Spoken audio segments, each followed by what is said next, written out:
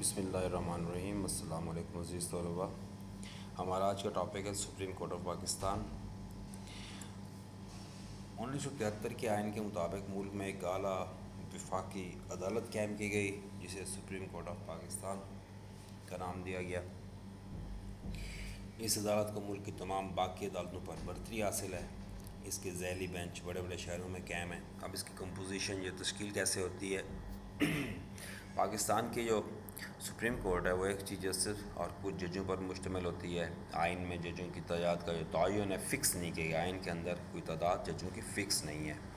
ججوں کی تعداد کیسے فکس ہوتی ہے؟ ملک کے حالات کے مطابق اس کو پارلیمنٹ کیا کرتی ہے، مقرر کرتی ہے۔ جب تک پارلیمنٹ ایسا نہیں کرتی، یہ اختیار کس کے پاس رہتا ہے؟ آپ کے صدر کے پاس۔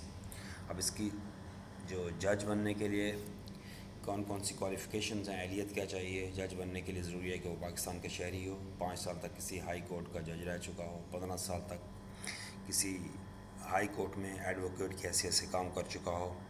اب ان کی اپائنٹمنٹ یا تقرریاں کون کرتا ہے؟ سپریم کورٹ کے چیف جسٹس اور ججوں کا تقرر پارلیمانی کمیٹی اور جوڈیشل کونسل کے مشورے سے صدر پاکستان کرتا ہے۔ کرتا صدر پاکستان ہے، لیکن مشورہ وہ کہاں سے لیتا ہے؟ ایک ادارہ ہے سپریم جوڈیشل کونسل، وہ اور بعد ایک پارلیمانی کمیٹی بنائی جاتی ہے وہاں سے۔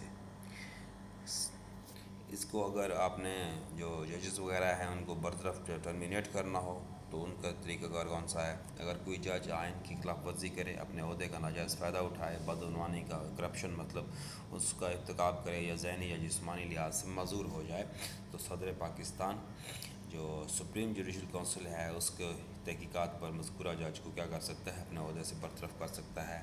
اس کے بعد اس کا آتا ہے جی میعاد عہدہ۔ سپریم کورٹ کے جج 65 سال کی عمر تک اپنے عہدے پر فائز رہ سکتے ہیں۔ ان کے بعد ان کو ریٹائر کر دیا جاتا ہے۔ عہد کون لیتا ہے ان سے؟ حلف کون اٹھواتا ہے ان سے؟ چیف جسٹس آف پاکستان اپنے عہدے کا حلف صدر پاکستان کے سامنے اور جج صاحبان چیف جسٹس کے سامنے اپنے عہدے کا حلف اٹھانے کے پابند ہیں۔ صدر مقام اس کا ہیڈ کوارٹر کہاں پہ ہے؟ سپریم کورٹ کا صدر مقام اسلام آباد ہے، لیکن اس کے جو بینچ ہیں وہ دیگر شہروں میں ہیں، مثلا لاہور، کراچی، پشاور اور ملتان میں بھی اس کے جو ہے نا وہ کیے گئے ہیں، آپ کے بینچز جو ہے نا وہ بنائے گئے ہیں۔ قائم مقام جو عادی جج جو ہوتا ہے، آفیشیٹنگ اور ایڈ ہاک جج، کام کی زیادتی کی وجہ سے صدر پاکستان کسی ایسے شخص کو قائم مقام جج مقرر کر سکتا ہے جو سپریم کورٹ کا جج بننے کی اہلیت شرائط نہیں کرتے ہوں۔ اسی طرح سپریم کورٹ کا چیف جسٹس صدر مملکت کی اجازت سے عارضی جج مقرر کرنے کا مجاز ہے۔ بینچ عام مقدمات کی سماعت سپریم کورٹ کا ایک جج کرتا ہے جسے سنگل بینچ کہا جاتا ہے۔ خصوصی اہمیت کے مقدمات کے لیے ایک سے زیادہ ججوں پر مشتمل بینچ قائم کیے جاتے ہیں، مثلاً ڈویژن بینچ اور فل بینچ وغیرہ۔ یہ بینچ کثرت رائے سے فیصلہ دیتے ہیں۔ پابندیاں ججوں کے اوپر کون کون سی ہوتی ہیں؟ ملازمت کے دوران سپریم کورٹ کا جج کسی منافع بخش عہدے پر فائز نہیں رہ سکتا۔ ریٹائرمنٹ کے بعد 2 سال تک وہ انتظامی نوعیت کے کسی سرکاری عہدے پر مقرر نہیں کیا جا سکتا، لیکن چیف الیکشن کمشنر وہ پھر بھی بن سکتا ہے۔ ریٹائرمنٹ کے 2 سال بعد تک وہ پاکستان کی کسی عدالت میں بطور وکیل پیش نہیں ہو سکتا۔ اس کی جو پریویلیجز ہیں، تنخواہ، مراد وغیرہ، چیف جسٹس اور ججوں کو معقول تنخواہ دی جاتی ہے، انہیں ریٹائرمنٹ کے بعد پینشن بھی ملتی ہے، ان کو رہائش، آمد و رفت الاؤنس دیا جاتا ہے، جس کی توثیق اور نظر ثانی صدر پارلیمنٹ کی ایما بار یا مرضی سے کرتا ہے۔ پاورز سب سے پہلے ہے کہ آپ ابتدائی دائرہ سماعت اگر مرکز یا صوبوں کے درمیان اور اسی طرح مختلف صوبائی حکومتوں کے درمیان کوئی جھگڑا یا اختلاف پیدا ہو جائے تو اس کی ابتدائی سماعت سپریم کورٹ کے اختیار میں ہے۔ اپیلوں کی سماعت سپریم کورٹ کو چاروں صوبائی ہائی کورٹس اور ان کی ذیلی عدالتوں کے کیے گئے جو فیصلے ہوتے ہیں ان کے خلاف اپیلیں سننے کا اختیار حاصل ہے۔ دیوانی نوعیت کے 50,000 بالیت کے مقدمات اور فوجداری مقدمات میں سزائے موت کے خلاف جو اپیلیں ہیں وہ سپریم کورٹ سننے کی اتھارٹی ہے۔ سپریم کورٹ کے پاس بنیادی حقوق کا تحفظ۔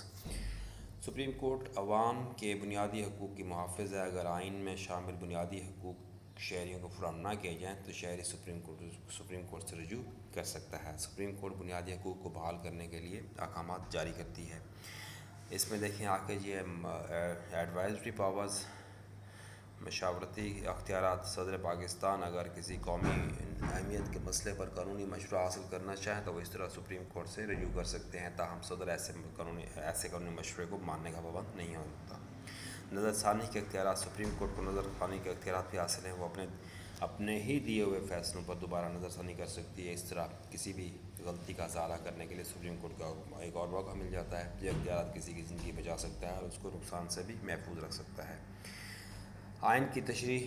آئین میں اگر کسی قسم کی الجھن یا ابہام پیدا ہو جائے تو سپریم کورٹ کو اس کی تشریح کا پورا اختیار حاصل ہے. سپریم کورٹ جو بھی تشریح کرے گی وہ عدمی نوعیت کی ہوگی. آئین کی محافظ. سپریم کورٹ آئین کی محافظ بھی تصور کی جاتی ہے. اگر انتظامیہ سے کوئی غلطی سرزد ہو جائے تو سپریم کورٹ اس کے فیصلے کو غلط قرار دے سکتی ہے اور غیر آئینی ثابت ہونے پر اس کے فیصلے کو کیا کر سکتی ہے، منسوخ بھی کر سکتی ہے. ہدایات جاری کرنا. سپریم کورٹ اپنے زیر سماعت تمام مقدمات پر کسی بھی ادارے یا فرد کو مختلف قسم کی ہدایات جاری کر سکتی ہے جن پر عمل کرنا لازمی ہوگا. اس قسم کی ہدایات کا اطلاق پورے ملک پر ہوگا. اس طرح حکم امتناعی کے ذریعے اسے کام کرنے سے روک سکتی ہے اور ان کے اختیارات میں نہ ہو. سپریم کورٹ کسی سرکاری ادارے، افسر یا ان کو احکامات کو کسی ادارے کے یا کسی سرکاری افسر کے احکامات جو ہوتے ہیں ان کو غیر مؤثر بنا سکتی ہے. نگرانی کے اختیارات. سپریم کورٹ چاروں صوبائی ہائی کورٹس کی نگرانی کرنے کا اختیار رکھتی ہے. ان کے لیے قواعد و ضوابط تشکیل دیتی ہے، ہدایات پر عمل کرواتی ہے. آگے ہیں متفرق اختیارات. کسی شخص کو حاضری کا حکم دینا، ضروری کاغذات یا مسودہ طلب کرنا، ٹریبونل قائم کرنا، اس کے بعد اب مختلف قانونی نکات کی وضاحت کرنا. تو یہ تو تھا آج کا ہمارا سپریم کورٹ آف پاکستان کا ٹاپک. امید ہے کہ آپ اس سے استفادہ حاصل کریں گے. اللہ تعالیٰ آپ کا حامی و ناصر ہو. نیکسٹ ٹائم ہم ہائی کورٹس کے بارے میں پڑھیں گے.